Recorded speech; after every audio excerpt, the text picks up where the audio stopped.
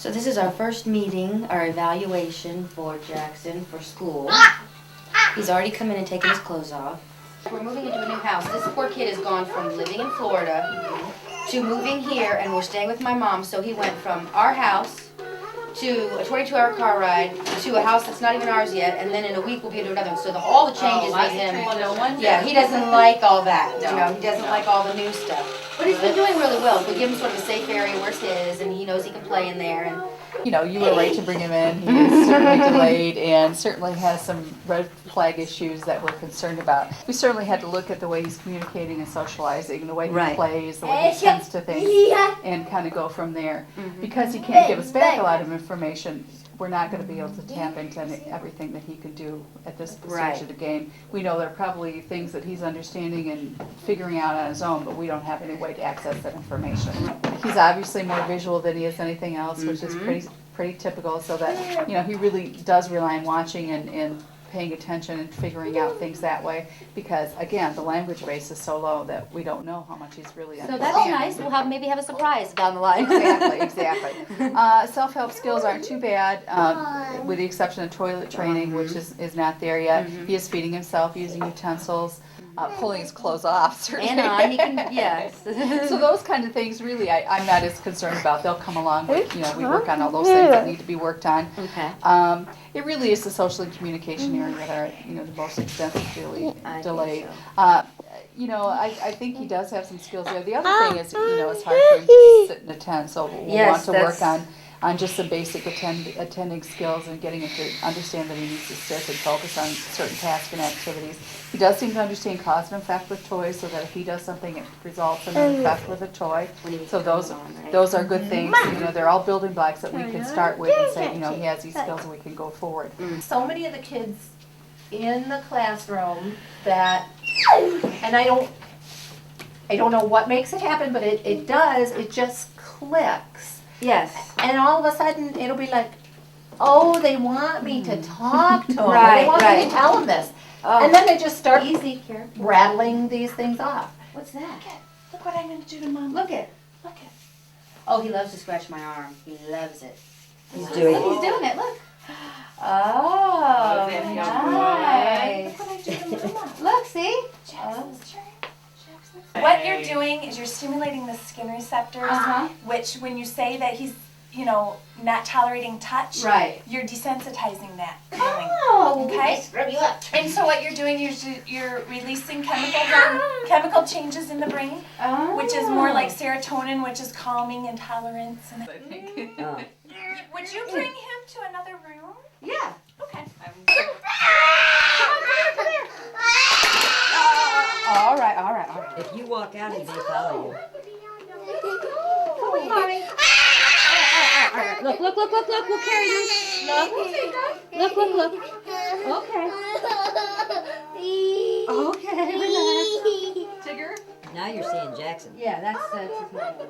You want them all? All right. We'll take it with us. All right, here we go. Sorry about that. Left outside the door. Or wait, actually we're going right. We're going right. Going to the fence there. Yeah. Let's see what she's got in her fun room. Yeah, you're I think you're gonna like this room. Oh,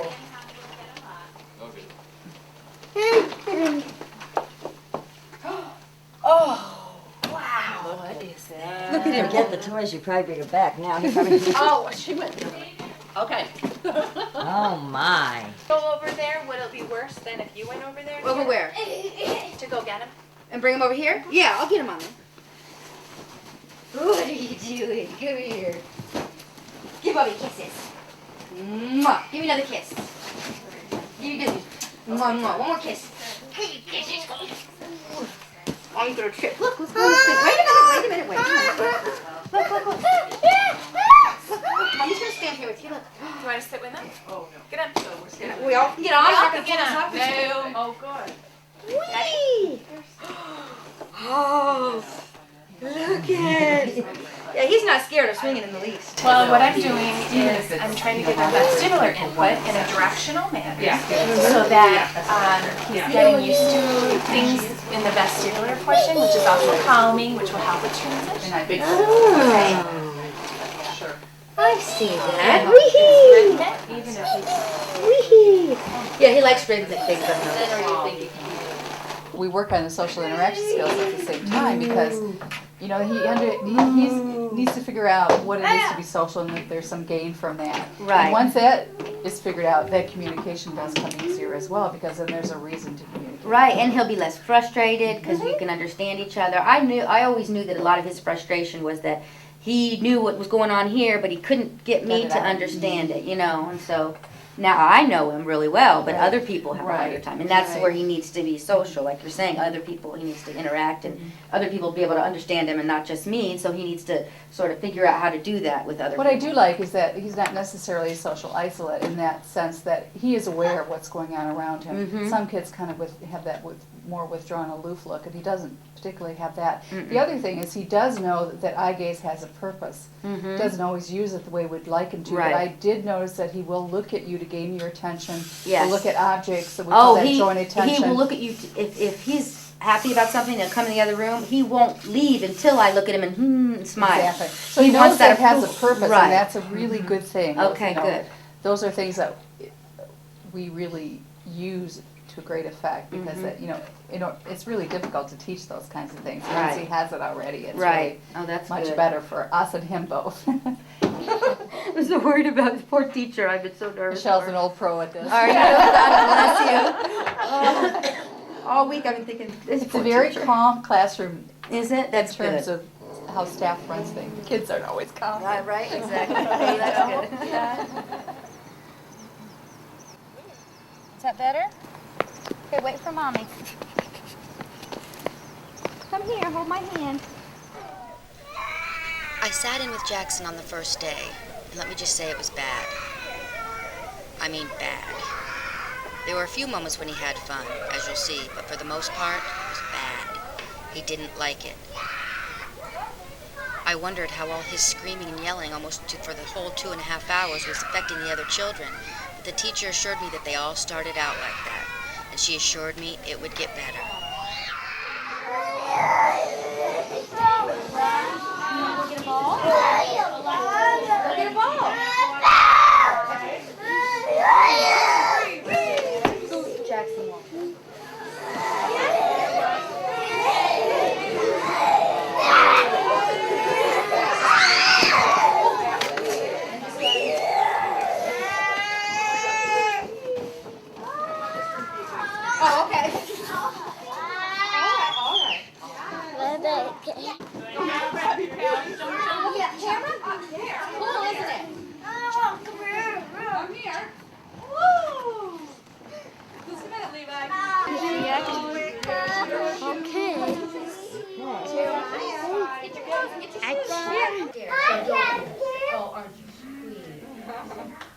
Do you remember your first day of school? Some of you guys have. You didn't have a very easy time, so we just had to get you into things.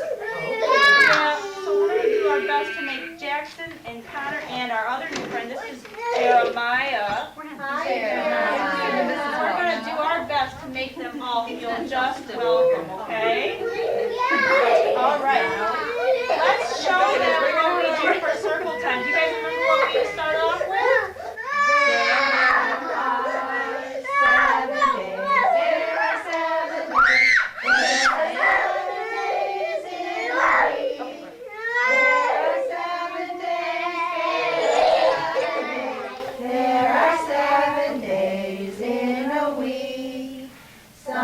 Monday, Tuesday, Wednesday, Thursday, Friday, Saturday, Sunday, Monday, Tuesday, Wednesday, Thursday, Friday, Saturday. Mom had been recording through a two-way mirror in the teacher's office, and so by the end of the day when we got home, we both felt like we had been through the ringer. And so I could only imagine what Jaxson felt like. But as they say, this too shall pass, and slowly things got better. In fact, from the second day on, when I left the room, things got much better.